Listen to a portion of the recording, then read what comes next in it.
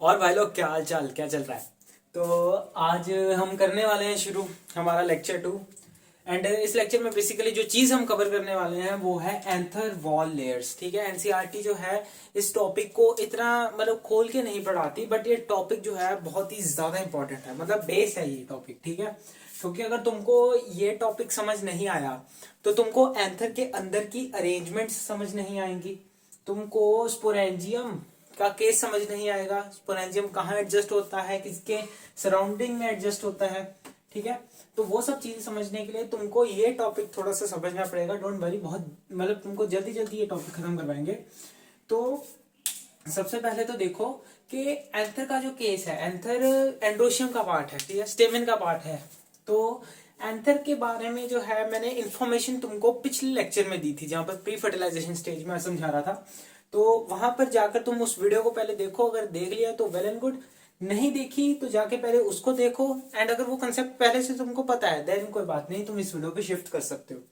तो उसका कंसेप्ट जो है मैंने बाहरी स्ट्रक्चर एंथर का समझा दिया था। एंथर के बाहरी स्ट्रक्चर के साथ साथ उसका जो है हमारे पास पूरा थोड़ा सा अंदर डुबकी मारी हमने। ठीक है, एंथर के अंदर डुबकी मारी, उसका ट्रांसफर सेक्शन कट करके हमने कुछ समझा उसके बारे में। ठीक है, उसके पैटर्न के बारे में समझा, उसके मैनर के बारे में समझा। ठीक है, हमने बहुत सारी चीजें समझी। अब हम ना थोड़ा सा अलग चीज करने वाले हैं यहाँ पर एंथर के केस में। मैं ना स्पोरेंजियम के बारे में बात करूंगा, ठीक है, ना मैं स्पोरेंजियम के बारे में ना बात करूंगा, ना मैं थीका के बारे में बात करूंगा, ठीक है, ना मैं थीकास के बारे में बात करूंगा। मेन जो इस केस में बात आती है वो है हमारी एंथर वॉल लेयर्स की। एंथर वॉल लेयर्स मतलब एंथर की जो अंदर वॉल्स होती हैं वो लेयर्स कौन सी होती हैं। तो ध्यान से सुनो, पहले ये बात याद रखो कि these are 4 layers. Light light पड़ रही है, शायद नहीं पड़ रही, चलो ठीक है, लाइट कुछ इधर पड़ रही है। एंड ये 4 लेयर्स होती है हमारे पास। ठीक है, एंथर की हमारे पास ये होगी 4 लेयर्स। 4 लेयर्स कौन सी है, चलो एंथर का स्ट्रक्चर ड्रॉ करके देखते हैं। तो पिछले जब मैं तुमको लेक्चर करवाया था तो उसमें मैंने कुछ ट्रांसफर सेक्शन कट करने के बाद ऐसा बोर्ड के ऊपर कुछ स्ट्रक्चर बनाया था मैंने, थोड़ा ज्यादा बड़ा बन गया, चलो ऐसा कुछ बनाया था मैंने। अब यहां पर देखने वाली चीज क्या है, यहां पर देखने वाली चीज ये है कि ये तो हो गया जी आपका एंथर का बाहरी हिस्सा। हम तो पढ़ रहे हैं जी वॉल लेयर्स को। ठीक है, वॉल लेयर्स को हम पढ़ रहे हैं, तो वॉल लेयर्स को पढ़ने का मतलब है कि यहां पर हम लेयर्स को स्टडी करेंगे। तो पहली लेयर लगाओ जी, ये होगी अपनी पहली लेयर इसकी।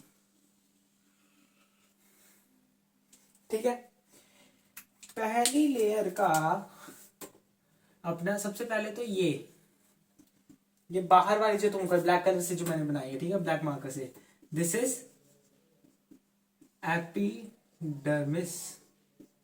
बुक में सिर्फ 4 लेयर्स के नाम बताए हैं, बट स्ट्रक्चर सॉरी कह दिया मैंने, फंक्शंस जो हैं उनके वो बहुत ही मतलब छोटी छोटी फॉर्म्स में बताए हुए हैं। ठीक है, वो तुम्हारी नॉलेज के लिए काफी नहीं है। ठीक है, स्पेशली अगर तुम कंपटीशन लेवल की तैयारी कर रहे हो तो सबसे पहली लेयर आती है सबसे बाहर वाली, आउटर मोस्ट। क्या है जी ये, आउटर मोस्ट, आउटर मोस्ट है ये हमारे पास। ठीक है, ये आउटर मोस्ट है। एंड नाउ आउटर मोस्ट हमारी एपिडर्मिस है। तो इसका जी फंक्शन क्या है, फंक्शन है इसका ये दैट इसकी नेचर होती है जी प्रोटेक्टिव, प्रोटेक्टिव नेचर होती है। ठीक है, इसकी प्रोटेक्टिव नेचर होती है। नेक्स्ट हम लेयर पे जंप करते हैं। नेक्स्ट ये जो मैंने ब्लू कलर से बनाई है, ठीक है, ये जो ब्लू कलर से मैंने लेयर बनाई है, इस लेयर को हम कहते हैं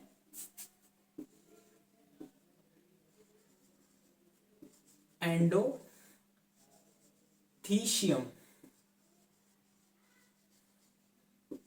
एंडोथीशियम और एंडोथीलियम वर्ड्स में कंफ्यूज मत होना। ठीक है, एंडोथीशियम का बस इतना याद रखो कि वो एंडोथीलियम था, ये एंडोथीशियम है, यानी कि वो एल था, ये सी है। ठीक है, याद रखना, मेरे को खुद बहुत कंफ्यूजन होती है। ठीक है कईयों को कंफ्यूजन हो जाती है इसमें एंडोथीलियम में एंड एंडोथीशियम में। तो याद रखो ये सेकंड लेयर जो हमारे पास, second layer that is the endothecium. अब इसका अगर हम केस पढ़े एंडोथीशियम का, तो जी एंडोथीशियम का प्रोटेक्टिव नेचर तो होता ही है, ठीक है, पहला पॉइंट तो प्रोटेक्टिव होगा ही होगा, प्रोटेक्टिव, प्रोटेक्टिव नेचर हो गया। प्रोटेक्टिव नेचर होने के साथ साथ यार इसका एक बहुत ही तगड़ा फीचर होता है, ठीक है, इसका बहुत ही तगड़ा फीचर होता है जो तुमको इस पूरे टॉपिक, जो तुम अगर तुम एनसीईआरटी खोलोगे तो एनसीईआरटी के इस टॉपिक की तुमको जो लास्ट लाइन है, ठीक है, पोलन ग्रेन्स वाला पॉइंट जहां से शुरू होता है उससे पिछली लाइन ध्यान से पढ़ना, ठीक है, वहां पर ये चीज लिखी हुई है, देखो मेरे को याद है पूरे लाइन, तो वहां पर क्या है, उस लाइन में लिखा हुआ है कि ये जो हमारा एंडोथीशियम है ये क्या होता है हमारे पास, एंथर बर्स्ट करने में हेल्प करता है, ठीक है, क्यों करता है जी, हमको पता है एंथर के अंदर बनते हैं जी पोलन ग्रेन, ठीक है, वो भी प्रोसेस आपको समझाऊंगा जब मैं फर्दर नेक्स्ट लेक्चर्स लूंगा, फिलहाल इतना समझो, एंथर के अंदर बनते हैं पोलन ग्रेन्स। अब पोलन ग्रेन्स को निकलने के लिए हमारे पास क्या चाहिए, ठीक है, उस बेस को बर्स्ट होना पड़ेगा, ठीक है, लाइक अगर ये मेरे पास एंथर है और इसके अंदर ये हमारे पोर्स हैं, तो ये पोर्स अब ऐसा तो नहीं है कि बिना किसी चीज की मदद से उठ जाएंगे, इसके लिए ये जो ऊपर वाला एंथर है ये वाला, इसे बर्स्ट होना पड़ेगा, ठीक है, इसे फटना पड़ेगा, तब ये हवा में डिस्पर्स होंगे ऐसे करके, और हवा की मदद से ये अपनी लोकेशन तक पहुंचेंगे, ठीक है, ये अपने टारगेट लोकेशन तक पहुंच जाएंगे, ठीक है, ऐसा होता है। तो अब एंडोथीशियम जो है तुम्हारा, एंडोथीशियम मदद करता है इसकी बर्स्टिंग में, so it helps in the bursting of anther. याद से ध्यान से साथ में बुक लेके बैठो और देखो कि पोलन ग्रेन वाला पॉइंट जहां पर लिखा है उससे ऊपर वाली लाइन में ये चीज मेंशन की हुई है कि एंथर से जब भी पोलन ग्रेन निकलेंगी तो पहले एंथर को बर्स्ट होना पड़ेगा, एंड याद रखना उस एंथर को बर्स्ट कौन करता है, उस एंथर को बर्स्ट करने में मदद आता है एंडोथीशियम का। क्लियर, चलो बढ़िया। अब 2 लेयर्स हमने पढ़ ली, टोटल कितनी है 4, तीसरी लेयर पढ़ते हैं। तीसरी लेयर जो है, तीसरी लेयर का गेम थोड़ा सा इंटरेस्टिंग है क्योंकि ये सभी सिंगल लेयर्स थी, ठीक है, ये सभी सिंगल सिंगल लेयर्स थी। अभी हमारे पास जो है, ठीक है, ये जो है अगली लेयर हमारी बनती है, अगली लेयर में हमारी 2 लेयर जो है, ठीक है, अब हमारी स्पेशली इस लेयर में 2 लेयर्स हैं,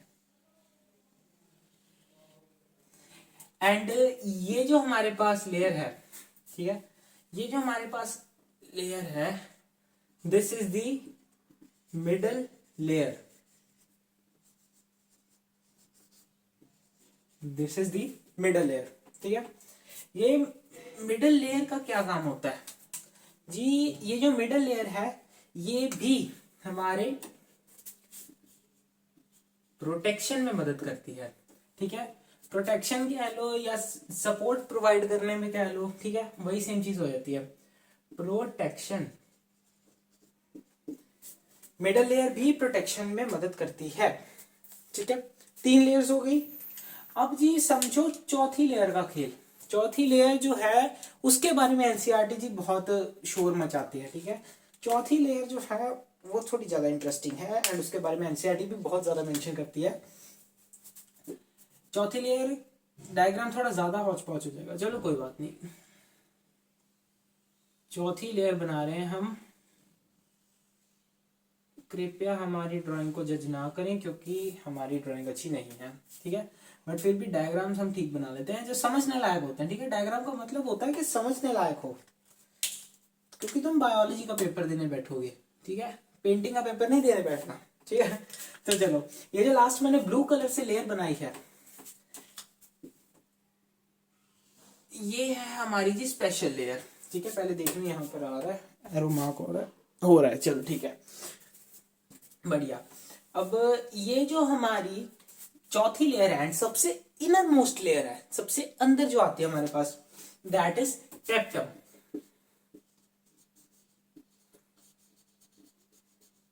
ठीक है, कई लोग इसको प्रोनाउंसिएशन में टेप्टम बोल देते हैं, कई ए है लिखा हुआ तो कई टेप्टम बोल देते हैं, ठीक है, तुम्हारी मर्जी, तुम जो मर्जी बोलो, बस पेपर में स्पेलिंग ठीक लिख के आना, ठीक है, तुम्हारी मर्जी, जो मर्जी बोलो, पर स्पेलिंग ठीक होनी चाहिए।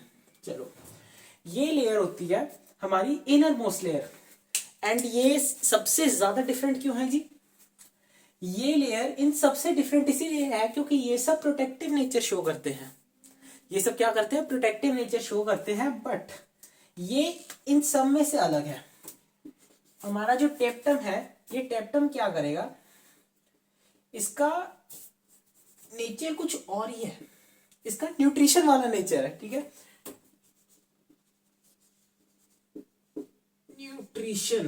न्यूट्रिशन है इसके नेचर में, ठीक है। ये न्यूट्रिशन करवाता है। अब ये न्यूट्रिशन करवाएगा किसकी जी? सवाल होता है कि अगर तो ये न्यूट्रिशन करवाता है तो न्यूट्रिशन करवाएगा किसको? किसी को तो खाना खिलाएगा ना, अगर खाना बना रहा है तो खाना ही खिलाता है जी हमारे स्पोरेंजिया को, ठीक है। यहाँ पर अभी मैं बना नहीं सकता, जगह थोड़ी टाइट हो रही है। ये हमने यहाँ पर एक गोला बना दिया, दिस इज आर स्पोरेंजियम, ठीक है। तो ये जो लेयर है इधर वाली, ये सबसे इनर मोस्ट दिख रही है, दिस इज टेप्टम। एंड ये हमारा है स्पोरेंजियम। तो ये स्पोरेंजियम के अंदर जो सेल्स होते हैं, ठीक है, स्पोरेंजियम के अंदर बेसिकली सेल्स नहीं, जो टिश्यूज होते हैं, ये उन टिश्यूज तक न्यूट्रिशन प्रोवाइड करता है। क्योंकि हमारे स्पोरेंजियम में आगे फर्दर पोलन ग्रेन्स बनने हैं, ठीक है। फर्दर पोलन ग्रेन्स बनने हैं, जिससे पहले माइक्रोस्पोर्स बनने पड़ेंगे। एंड माइक्रोस्पोर्स के बाद मियोसिस होगी। वो वाला प्रोसेस जो है वो तुमको नेक्स्ट वीडियो में समझाएंगे। फिलहाल के लिए इतना याद रखो कि टेप्टम जो है वो उसका नेचर इन सबसे अलग है, क्योंकि ये सब है प्रोटेक्टिव। साथ साथ में बोलो, एपिडर्मिस, एंडोथीशियम, मिडल लेयर, ये सब है प्रोटेक्टिव। एंड उसके बाद जो है टेप्टम। टेप्टम क्या होता है? टेप्टम का इन सबसे अलग है, वो है न्यूट्रिटिव, ठीक है। ये न्यूट्रिशन करवाता है, ठीक है। लेक्चर में साथ साथ में याद करते रहा करो। ये न्यूट्रिशन करवाएगा, खाना बनाया तो खाना खिलाएगा किसको? स्पोरेंजियम को। स्पोरेंजियम में भी किस में? स्पोरेंजियम के टिश्यूज को, ठीक है, जिनके अंदर सेल्स होते हैं। एंड वो फर्दर हमारे पास जो है मियोसिस का प्रोसेस जो होता है हमारे पास, मियोसिस के प्रोसेस के बाद हमारे पास पोलन ग्रेन्स बनने हैं, ठीक है। वो इतने डिटेल में अभी जाने की जरूरत नहीं, धीरे धीरे तुमको वो भी पढ़ाएंगे, ठीक है। तो ये थी बात 4 लेयर्स की। एंड एंथर वॉल लेयर्स हमारे पास टॉपिक खत्म हो चुका है। मिलते हैं नेक्स्ट लेक्चर में, जहां पर तुमको स्पेशली ये चीज, इसकी जो है, इसके अंदर क्या चल रहा है स्पोरेंजियम के, ठीक है, स्पोरेंजियम के अंदर क्या चल रहा है वो सारे प्रोसेस समझाऊंगा, वो सारा साइकिल तुमको समझाऊंगा, ठीक है। इसलिए चैनल को सब्सक्राइब कर लो। एंड ये वाला लेक्चर पसंद आया तो लाइक करो, ठीक है। एंड अपने बायोलॉजी वाले दोस्तों के साथ लेक्चर को शेयर भी कर दो। चलो, मिलते हैं नेक्स्ट लेक्चर में, ठीक है। चलो, बाय, लव यू गाइस।